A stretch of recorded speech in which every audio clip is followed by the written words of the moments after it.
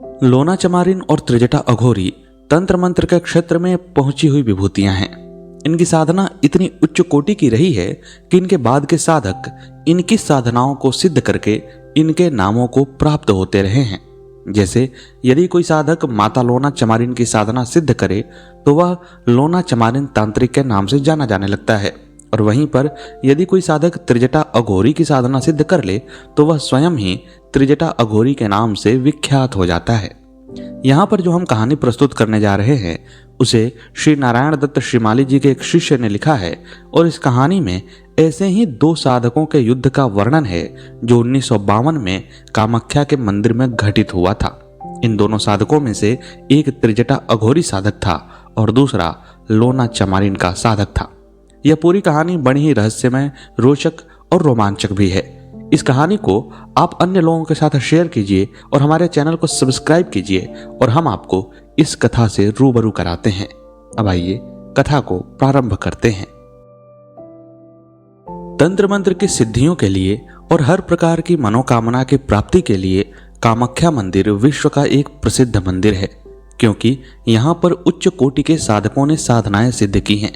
यह सारी की सारी भूमि ही पुण्य भूमि है। साधकों के लिए तो यह तीर्थ स्थली है।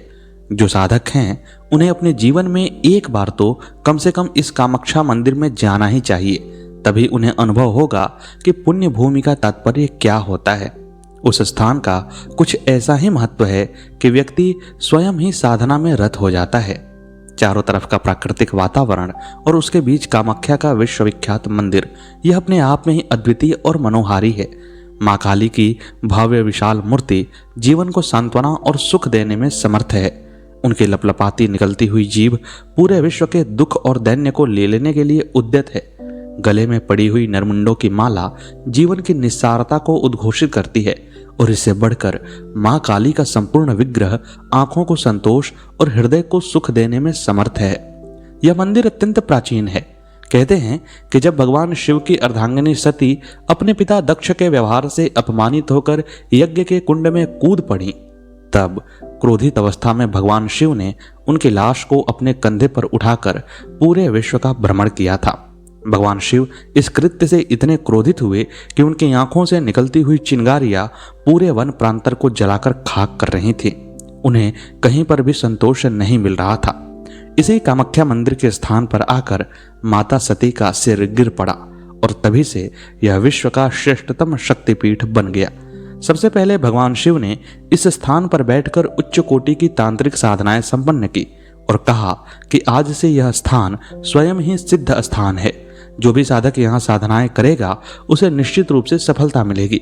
उनके शब्द कुछ ऐसे थे कि पूरे संसार में कहीं पर भी बैठने से और साधना करने से भी यदि सफलता नहीं मिल रही हो तो वह साधक इस स्थान पर बैठकर साधना संपन्न करे, उसे निश्चित रूप से सफलता मिल जाएगी। कालांतर में इसी स्थान पर मत्स्येंद्रनाथ और गुरु गोरखनाथ ने भी साधनाएं संपन्न की। जिस स्थान पर भगवान शिव बैठे थे वहीं सप्तमुंडी आश्रम कहलाया, और ठीक इसी स्थान पर बैठकर गुरु गोरखनाथ ने अपनी साधनाओं के द्वारा अलौकिक सिद्धियां प्राप्त की। आगे चलकर त्रिजटा अघोरी ने भी 6 वर्ष तक इसी स्थान पर बैठकर उन सिद्धियों को प्राप्त किया जो अपने आप में दुर्लभ और अलौकिक कहलाती हैं। साथ ही माता लोना चमारिन ने भी कामाख्या मंदिर में ही अपनी सिद्धियां प्राप्त की थी। भुरभुआ बाबा, स्वामी कार्तिकेय, विरूपाक्ष बाबा, स्वामी अजगानंद और कपाली बाबा जैसे विश्वविख्यात योगियों ने भी इसी स्थान पर बैठकर अपनी साधनाएं सिद्ध की थी। इन्हीं सिद्ध व्यक्तियों में से एक थे स्वामी असंज्ञानंद। असंज्ञानंद एक ऐसे साधक थे जिन्होंने माता लोना चमारिन को सिद्ध कर रखा था। विदेश के अद्भुत और आश्चर्यजनक सिद्धियों के स्वामी थे। अघोर साधना के क्षेत्र में उनका कोई मुकाबला नहीं था। उच्च कोटि के साधक आज भी अपनी साधना प्रारंभ करने से पूर्व स्वामी असंज्ञानंद को मन ही मन प्रणाम करके साधना प्रारंभ करते हैं। कहा जाता है कि वे क्रोधी भी थे, लेकिन साथ ही बड़े सहज योगी भी थे। स्वामी जी का सहयोग और आशीर्वाद प्राप्त करके ही अनेक साधनाएं सिद्ध हो जाती हैं। उनका शरीर बड़ा ही लंबा चौड़ा था, वक्षस्थल विशाल था और लंबी जटाओं के स्वामी थे असंज्ञानंद। उनके व्यक्तित्व के सामने सिर स्वतः ही झुक जाता है। साधना और सिद्धियों के क्षेत्र में स्वामी असंज्ञानंद महारथी हैं। उन्होंने अपने प्रयत्नों से और अपने परिश्रम के बल पर अलौकिक सिद्धियां प्राप्त कर ली हैं और उन्होंने कई कृत्याओं को भी सिद्ध कर रखा है जिसके माध्यम से पूरे विश्व में तहलका मचाया जा सकता है। नारायण दत्त श्रीमाली जी के शिष्य लिखते हैं कि मुझे उनसे मिलने का अवसर मिला है और उनका दर्शन वास्तव में ही जीवन का पुण्य कहा जाता है। यद्यपि वे अत्यधिक शांत, सरल और सौम्य हैं, परंतु यदि उनके अहम पर चोट की जाती है या उन्हें कोई चुनौती देने की मुद्रा में खड़ा हो जाता है तो वे क्रोध के साक्षात विग्रह बन जाते हैं। उस समय उनका चेहरा ही नहीं अपितु पूरा शरीर अग्निमय हो जाता है। वे सामने वाले को ध्वंस करने में एक क्षण के लिए भी नहीं हिचकिचाते। ऊंचा से ऊंचा साधक और उनके शिष्य भी उनके इस रूप से और प्रभाव से परिचित हैं और इसीलिए उनसे बात करते हुए डरते हैं। उनका रुख और प्रसन्न मुखमुद्रा देखकर ही उनसे बात करने का वे सब साहस जुटा पाते हैं। कहा जाता है कि असंज्ञानंद क्रोध का ही दूसरा नाम है। साल था 1952 का, अप्रैल का महीना चल रहा था। स्वामी असंज्ञानंद इसी सप्तमुंडी स्थान पर बैठकर 9 कृत्याओं को सिद्ध करना चाहते थे, जो कि अपने आप में दुष्कर और कठिन साधना कही जाती है। यह एक ऐसी साधना है जिसे सिद्ध कर लेने पर व्यक्ति विश्व का अजेय साधक बन जाता है, परंतु यदि पूरे साधना काल में कोई त्रुटि रह जाए तो वह स्वयं ही जलकर राख हो जाता है। ऐसी कठिन साधना को संपन्न करने के लिए यह काफी हिम्मत और हौसले की जरूरत होती है।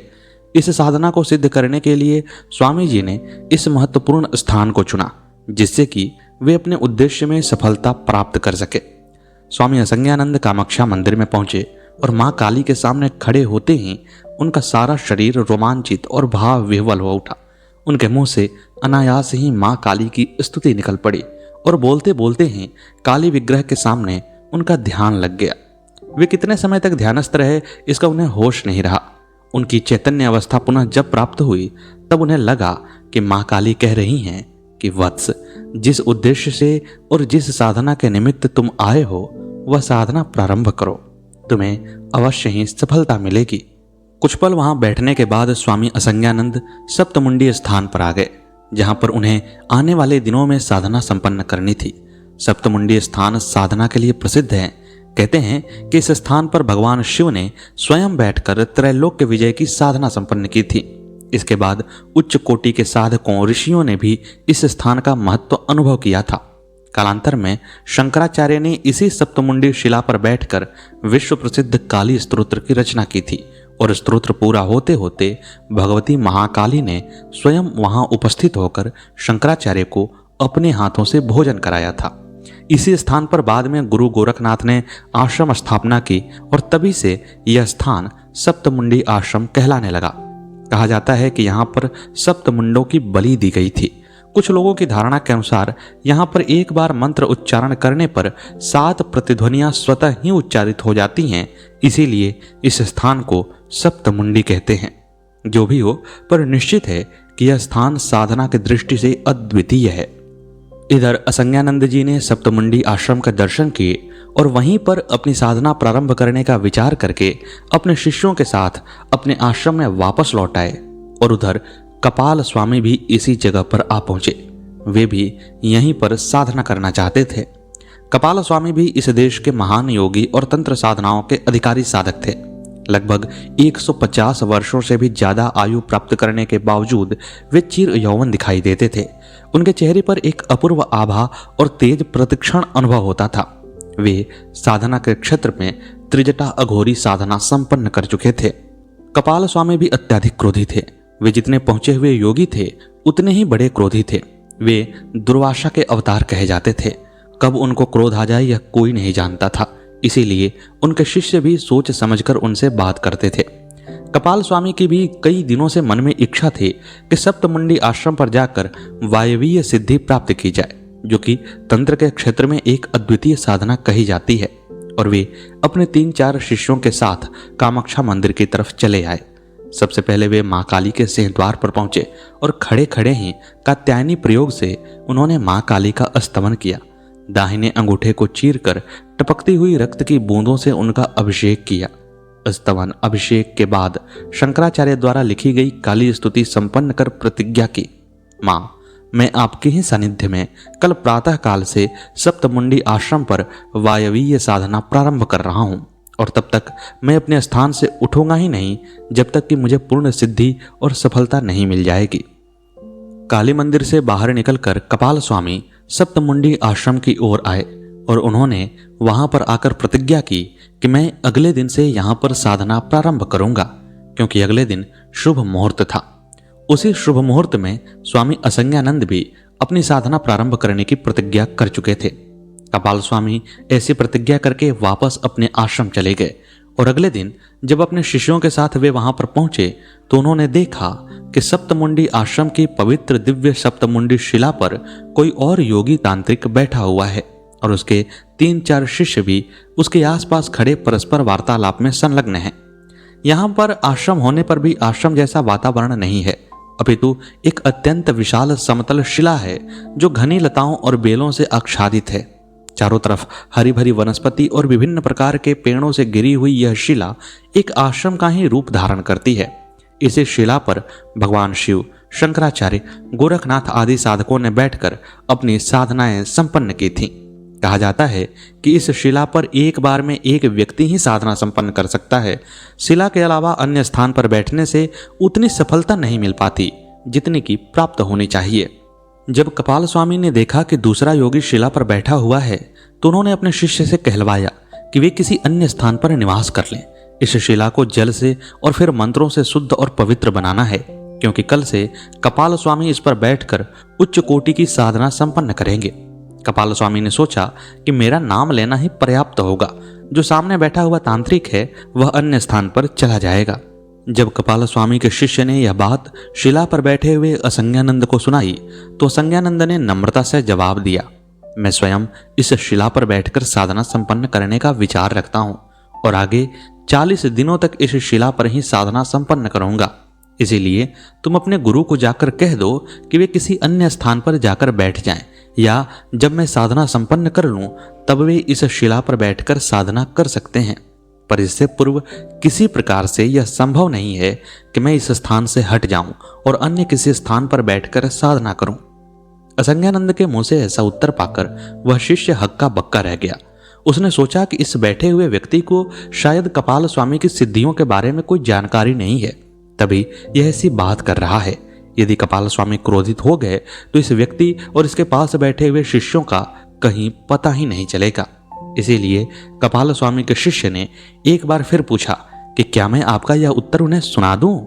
तो स्वामी असंज्ञानंद व्यंग से मुस्कुरा दिए और बोले कि जाकर वहीं कह देना जो मैंने कहा है। शिष्य ने वापस आकर कपाल स्वामी को वे वाक्य ज्यों के त्यों सुना दिए जो असंज्ञानंद ने कहे थे। यह सब सुनकर कपाल स्वामी की त्योरियां चढ़ गईं, गुस्से से होंठ फड़फड़ाने लगे, परंतु फिर भी क्रोध को जबरदस्ती नियंत्रित करते हुए अपने प्रधान शिष्य को कहा, तू जाकर उस मूर्ख को भली प्रकार समझा दे कि जिसने यह समाचार कहलवाया है वह ऐरा गैरा नहीं अपितु कपाल स्वामी है, जिसने त्रिजटा अघोरी साधना सिद्ध कर रखी है और जिसके चढ़े हुए तेवर देखकर प्रकृति भी एक क्षण के लिए रुककर सोचने लगती है। मैं उसे केवल 3 घंटे का समय देता हूं कि इस अवधि में वह शिला को खाली कर अन्यत्र चला जाए, अन्यथा इसके बाद जो कुछ भी घटित होगा उसकी जिम्मेवारी उस पर होगी। मैं नहीं चाहता कि मेरे हाथों से किसी और योगी की मृत्यु हो जाए।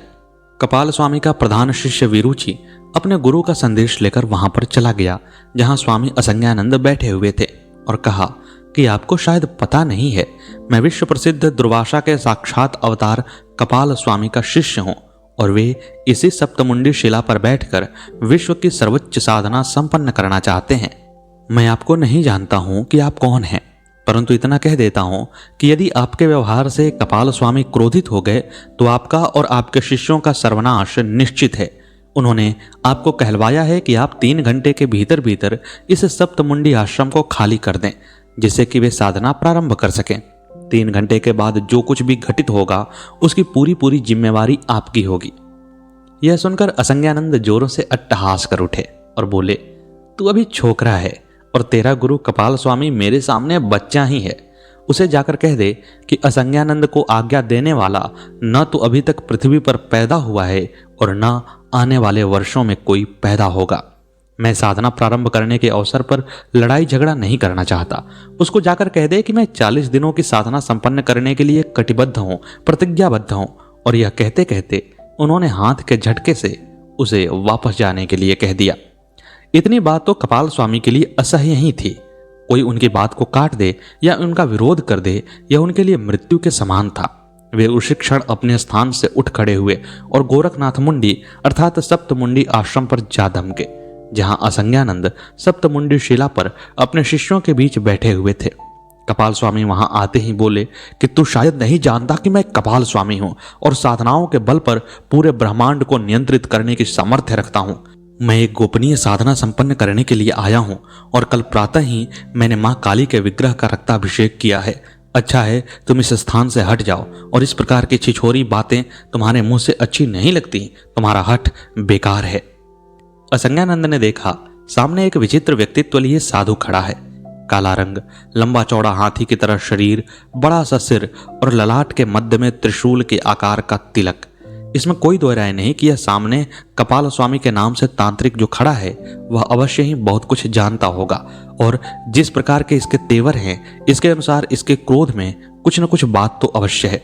परंतु इस प्रकार से घुटने टेक देना असंज्ञानंद ने जीवन में कभी सीखा ही नहीं था। उसकी चुनौती के मुख मुद्रा को देखकर उन्होंने जवाब दिया कि तुम कपाल स्वामी हो ऐसा तुम्हारे शिष्य से पता चला है, परंतु तुम जैसे सैकड़ों कपाल स्वामियों को मैं अपने जेब में लिए घूमता हूं। तुमने अंगूठे के रक्त से काली का स्तवन अर्चन किया है, परंतु तुम्हारी बलि दी जानी बाकी है और यदि तुम अपने आप में नियंत्रित नहीं रहे तो ऐसा क्षण भी आ सकता है कि जबकि तुम्हारा भक्ष्य मां काली स्वीकार करें। असंज्ञानंद की ऐसी बातों को सुनकर कपाल स्वामी का सारा शरीर अंगारे की तरह लाल हो गया। शरीर काला तो था ही, क्रोध के तेज में वह भयानक भी हो उठा। उसी समय वहीं पर खड़े खड़े ही कपाल स्वामी ने हवा में हाथ लहराया और कुछ काली मिर्च तथा पीली सरसों के दाने शून्य में से प्राप्त किए और तीव्र मारण प्रयोग करते हुए वे दाने हवा में उछाल दिए। हवा में उन दानों का उछलना था कि मारक मंत्र के प्रभाव से एक एक दाना बंदूक की गोली की तरह तीव्र प्रभाव युक्त बन गया और वे सभी दाने असंज्ञानंद के सीने से जा टकराए। यदि कोई दूसरा सामान्य सा तांत्रिक होता तो निश्चित ही उसी क्षण उसकी मृत्यु हो जाती। कोई ताकत उसको बचा नहीं सकती थी, परंतु असंज्ञानंद ने उस वार को झेल लिया और पलटकर बोले, मैं असंज्ञानंद तुम्हें फिर सावधान करता हूं कि इस प्रकार का कृत्य तुम्हारे लिए उचित नहीं है। यदि मैंने पलटकर वार किया तो तुम्हारे शरीर के चिथड़े चिथड़े होकर हवा में उड़ जाएंगे और तुम्हारा कोई अस्तित्व नहीं रहेगा। परंतु कपाल स्वामी कम मानने वाले थे। वे त्रिजटा अघोरी की साधना सिद्ध कर चुके थे। उन्होंने कृत्या प्रयोग करने का निश्चय किया। यदि मारण प्रयोग से कोई जानकार तांत्रिक नहीं मरे तो फिर कृत्या के प्रयोग से तो सर्वनाश निश्चित है। असंज्ञानंद भी समझ गए कि सामने खड़ा हुआ यह तांत्रिक अपने तंत्र मद में पागल हो रहा है। यदि समय रहते इसे नहीं रोका गया तो यह कुछ भी कर सकता है। तंत्र अनुकूलता के लिए है, प्रहार और दुष्टता के लिए नहीं। यदि कोई नीचता और दुष्टता पर ही उतर आए तो उसको अकल देना भी शास्त्र मर्यादा के अनुकूल है। ऐसा मन में सोचकर असंज्ञानंद विचलित हो गए। उन्होंने देखा कि सामने कपाल स्वामी कृत्या मंत्र प्रयोग दोहरा रहे हैं और किसी भी स्थिति को पैदा करने के लिए आमादा हैं। यह देखकर असंज्ञानंद मन ही मन क्रोध से अभिभूत हो गए। दुष्ट को जब तक दुष्टता का एहसास नहीं कराया जाए तब तक वह अनुकूल और नियंत्रित नहीं होता।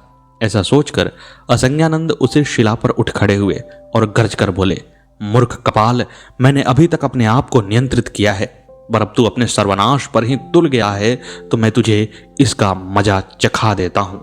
और ऐसा कहकर उन्होंने अपने दोनों हाथ ऊपर उठा लिए। कपाल स्वामी ने देखा कि असंज्ञानंद उठ खड़ा हुआ है और निश्चय ही वह मेरी कृत्या प्रयोग के जवाब में कोई कृत्या का प्रयोग ही करेगा। इसीलिए जितना जल्दी हो सके पहले वार कर लेना चाहिए, जैसे कि सामने वाले शत्रु को सोचने या प्रहार करने का अवसर नहीं मिले। असंज्ञानंद कृत्या के उच्च प्रयोग फलत्कारणी कृत्या प्रयोग से संबंधित मंत्र उच्चारित करने लगे। उनके दोनों हाथों में लौंग आ गए थे। उन लौंगों के माध्यम से ही यह प्रयोग संपन्न होना था। मंत्र के शब्द सुन सारे शिष्य जो उनके पास खड़े थे भयभीत और विचलित हो गए। फलत्कारणी प्रयोग तो अत्यंत तीक्ष्ण और तीव्र होता है। इस प्रयोग से तो सर्वनाश निश्चित है, मगर जब असंज्ञानंद जी ने प्रयोग प्रारंभ कर ही दिया है तो अब उन्हें रोक कौन सकता है। उनके पास खड़े शिष्यों ने देखा कि क्रोध के मारे असंज्ञानंद लाल सुर्ख हो गए हैं और ऐसा लग रहा है कि वे स्वयं साक्षात यमराज के अवतार हैं। कपाल स्वामी ने कृत्या मंत्र संपन्न किया और अपने हाथों में उठे हुए दाने हवा में उछाल दिए, पर तभी असंज्ञानंद ने भी फलितकारिणी कृत्या का प्रयोग संपन्न कर लिया था और प्रत्युत्तर में ज्यों ही लौंग हवा में उछले कि एक भयानक विस्फोट हुआ और जहां त्रिजटा अघोरी कपाल स्वामी खड़े थे वहां पर एक बम सा विस्फोट हो गया। चारों तरफ चिंगारियां फूट पड़ रही थी और ऐसा लग रहा था जैसे सैकड़ों बम एक साथ फट गए हों। सामने तीव्र रोशनी और आग के अलावा कुछ भी नहीं दिखाई दे रहा था। जहां पर कपाल स्वामी खड़े थे वहां पर कुछ भी स्पष्ट नहीं था। ऐसा लग रहा था जैसे पृथ्वी और दिशाएं उस प्रहार से थर्रा उठी हैं, पशु पक्षी क्रंदन कर उठे। जिस स्थान पर कपाल स्वामी और शिष्य खड़े थे वह भूमि अग्नि से लाल सुर्ख होकर काली हो गई थी और आसपास की सारी चट्टानें रेत के कणों में परिवर्तित हो गई थी। जब आधे घंटे के बाद उस स्थान को देखना संभव हुआ तो वहां न कपाल स्वामी थे न उनके शिष्य ही। शायद कृत्या प्रयोग की तीव्र अग्नि में वे जल कर राख हो गए या उनके शरीर टुकड़े टुकड़े होकर चारों तरफ बिखर गए। जो कुछ भी घटित हुआ वह अपने आप में अलौकिक और रोमांचकारी था। उस प्रयोग के प्रभाव से पृथ्वी पर जो कंपन हुआ उसका एहसास 20-20 मील दूर गांव के निवासियों तक को हुआ। ऐसा लगा जैसे कोई भूकंप आ गया हो। लगभग 3-4 घंटे बाद स्थिति शांत हुई। तब तक असंज्ञानंद उसी चट्टान पर उसी मुद्रा में अडिग खड़े रहे। काफी समय के बाद वे शिला से उतरे और मां काली के मंदिर में जाकर उनके चरणों में लिपट गए। इस घटना के साक्षी बड़े बूढ़े अपने गांव में अपने बच्चों को इनकी कहानियां सुनाया करते थे और वे इन कहानियों को सुनाते समय भी थर्रा उठते थे। आज भी उस सप्तमुंडी शिला के सामने ही पृथ्वी का वह भूभाग जला हुआ दिखाई देता है जहां पर कपाल स्वामी और उनके शिष्य खड़े थे। तो मित्रों, यह थी एक ऐसी रोमांचकारी कहानी जो शायद आप में से बहुत कम लोगों ने सुनी जानी होगी। कैसी लगी आपको यह प्रस्तुति कमेंट बॉक्स में अवश्य बताइएगा। मिलते हैं अगले वीडियो में अगली पेशकश के साथ। तब तक के लिए नमस्कार।